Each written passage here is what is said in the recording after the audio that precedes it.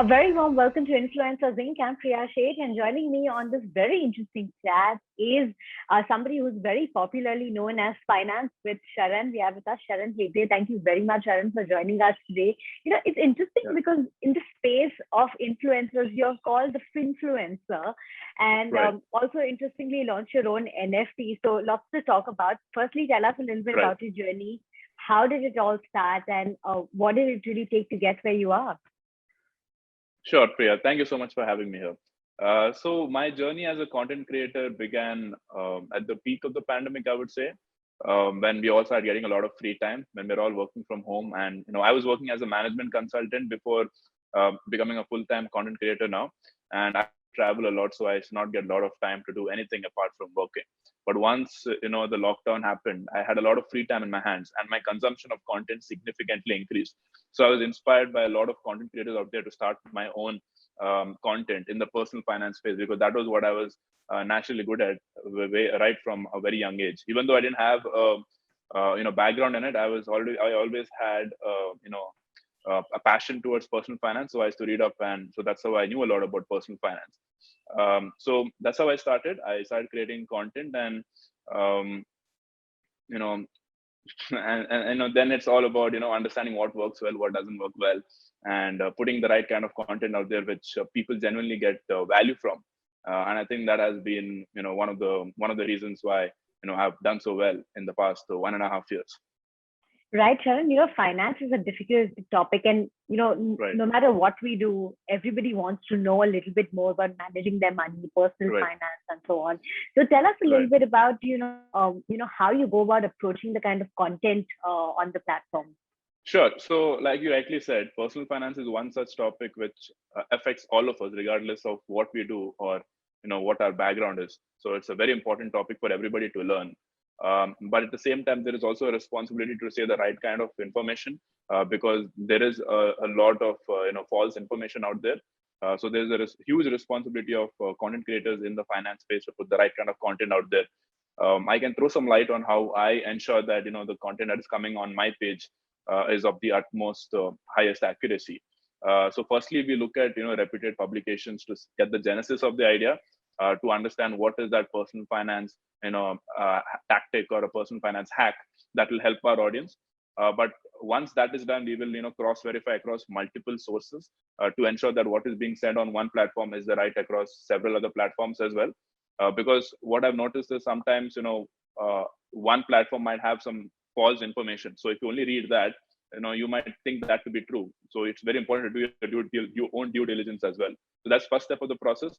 The second step is to obviously do your own research by creating your own financial model, and ensuring whatever is told in an article is in fact true. So I create my own financial model, so it will take me anywhere from 2 to 3 days to build these financial models and ensure that whatever is being told in the article is in fact true. And right now I have a team of 6 content researchers to help me do this. So that just ensures that there are multiple people checking the veracity of the content. So that's the second thing that I do. And the third thing is, the job doesn't end with posting the content. By virtue of being in the influencer space, there is a lot of queries that is asked in your comment section. For example, in my case, every time I post the content, I get close to 400 to 500 queries, both in my comment section and DMs. And it's not that I can just let it go, because this is important information that is being said out there. And if you do not answer their queries, they might uh, take the wrong information and do something bad for their personal finance health. So it's the responsibility is on me to answer everybody, and I do that to the greatest extent possible. I spend at least 2 to 3 hours every day responding to everybody's queries. So this is the entire life cycle of posting content in the influencer space. Right. Sharon, while you must be receiving so many queries, there's always a thin line that exists, between being a Right. personal finance advisor to them and getting Mm. facts, right? So how do you, draw that line because I'm sure you must be getting Right. queries about people asking about how they should manage their money and where they should Right. invest in. So how do you Right. maintain that fine balance? So that's a great question. So there are some guidelines which are put place by SEBI, which prevents everybody from giving personal advice, giving financial advice. So one of the guidelines is that you cannot recommend a particular uh, financial instrument. For example, let's say I cannot say invest in XYZ mutual fund, right? I cannot say that because I'm not a registered investment advisor as per SEBI guidelines. So I would not, even though many people ask me this kind of questions, so what kind of mutual fund should I invest in? What insurance product should I buy? What stock should I pick? If I make content on these kind of topics, it'll actually blow up because this is what people exactly want to know. But I'm not licensed to do that, so I would not, post content on this sort of stuff. So I wouldn't say it's a gray line. I think there's a very clear guideline given by the SEBI, and it is our responsibility as content creators to not go beyond that line, right? Because we're not licensed practitioners at the end of the day. Absolutely. One question I had, Sharan, with regards to the launch of the NFT. Tell us Right. about it. How did it really happen? Right. So that's an interesting story. So last year, as we all know, NFTs were, they were raging, right? They were in every newspaper publication. Every other day, we were hearing NFTs being sold for millions of dollars. So it was very difficult for most of us in India, particularly, to wrap our heads around how is this digital piece of artwork getting sold for millions of dollars when I can just take a screenshot of it. So my motivation behind launching my NFT was primarily, obviously, it was sold for so and so amount, but that was not the primary motive. The primary motive was to educate the audience as to what an NFT really is and what are the applications that are associated with an NFT. So my NFT it has my signature outro, follow my man finance with Sharan. So it's an animated version of that, and the person who buys that, there is an application associated with that. So it's not just he buys that piece of artwork and game over. It's not like that. The person who owns it will get the opportunity to do a collab with me on my Instagram platform. So that video will be hosted both on my page and on his page through Instagram's collab feature. So that's how I structured my NFT. And so what it means is that there are real world applications that you can attach with your NFT, right? So my application was allowing the purchaser of my NFT to do a collab with me.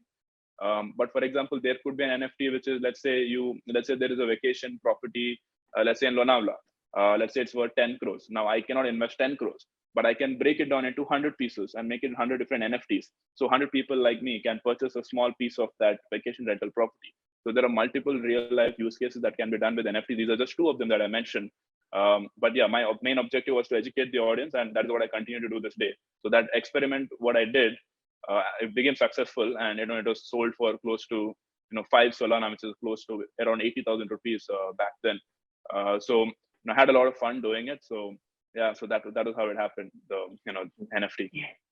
Very interesting. Sharan, I want to ask you about what the future holds for you, and the role that social media platforms like Instagram have played in your journey. So maybe 5 years down the line, where do you see Finance with Sharan headed? Yeah, that's a great question because because that's a continuously evolving answer, I would say. But I can tell you from this particular viewpoint, what I can say is, see, last year when I started, there was no clear picture of how it's going to turn out, and now it has become such a big thing. Content creation. If you ask the youngsters out there, what do you want to be? Almost 9 out of 10 will tell I want to be a content creator. And I think social media platforms have, like Instagram, have played a humongous role in making that happen. Right from the Born on Instagram campaign, which was done. So it's helping thousands of content creators today to kind of test this new career path while they are doing their primary job. That is how I did it as well. I was doing content creation and working as a management consultant simultaneously for almost a year, right? And I think this is the first time ever in the history of mankind where people from anywhere, no matter what your background is or what your connections is or where you're living in, you can get into the limelight, right, by making it big as a content creator. Like, so now we are seeing so many content creators who come up on IPL ads, right? So that is a very wacky thing that's happening, right? Who would have thought like a person who does not have, let's say, Bollywood connections getting into an IPL ad? And they're also seeing them making full-length TV shows. And I wouldn't be surprised to see them eventually turn up on movies. And I think that is what is the North Star metric for most top content creators today, to finally get into the big screen. So talking about me, I would say at the moment, I'm creating short form content. Eventually, the plan is to also go into long form content, also launch my own course on personal finance to give additional benefit to my audience rather than just putting videos out there. It's also important to handhold the audience as to how exactly personal finance is done. So to that extent, I'm also launching my own personal finance course. And even I have recently ventured into TV advertisements. The brands that we're working with, they not only want to do promotions on Instagram, but they want to see what is next beyond that. And the next beyond that is, coming up on TV advertisements, and already done 3 advertisements. So I think I'll be focusing more on that as well. So these are some of the things that's in the pipeline and which I look to strengthen over the next 5 years. Absolutely, we'll be looking out for that. I have a quick rapid fire. Are you ready? Yeah, I mean, as ready as can be. Okay. Right? Okay. If not finance with Sharan, what would your alternative domain name be? Travel with Sharan. I love traveling. All right. Who is your favorite Finfluencer or finance influencer at present? I would say Shreya Kapoor and Anushka Rathod. If I had to pick one, can't. But yeah, these are some of the other 2 Finfluencers who are really doing a good job out there in educating the audience, especially to women as investors. Right, there's a very low representation of women handling their own finances, so they're doing a really good job to that extent. Right. Name one subject that you absolutely hated in school, and I hope it's not math, because finance. No, and it's math. not math. I would say it's organic chemistry. Didn't see the point of memorizing so many different molecules, bonding formulas, and all of that. I hated that subject. Yeah. All right. One finance-related topic that you can talk about for hours. The point of the argument behind renting versus buying a home. Because buying a home is seen as the next step after you get your job. But I can talk about hours on why you shouldn't buy a home and why you should rent for as long as possible. That's a topic that I'm really passionate about. Right. Okay, we have a this and that section as part of this rapid fire. Saving or investing? Investing. I mean, saving would just means keeping it in, as cash or savings account. Of course, investing. Mutual funds or crypto? I would say mutual funds. Start off with mutual funds. Okay. Short form content or long form content? Short form content. Okay. Video content or text content? Video content. Okay. If you could move to any country, which one would you pick economically? Economically? I mean, taking into account the finance aspects of it. Okay. Then I mean, India is the best place to be economically from an economical point of view. But if from an aspiration point of view, I always wanted to check out, I think, Sweden, one of those Nordic countries. But doesn't make economical sense. But that's from an aspiration point of view. Okay. One quick finance tip that you can give our audience. One quick finance tip, I would say, at least know how to do asset allocation and tax planning. You don't have to rely entirely on your CA. You need to work with your CA together to do the tax planning, and at least understand what your financial goals are, so you know what asset allocation needs to be done for achieving those financial goals. So these are the bare minimum that everybody should know. All right, Sharan, thank you very much for joining us today. It's really been a pleasure speaking with you. Thanks so much for your time. Yeah, likewise, it was an absolute pleasure.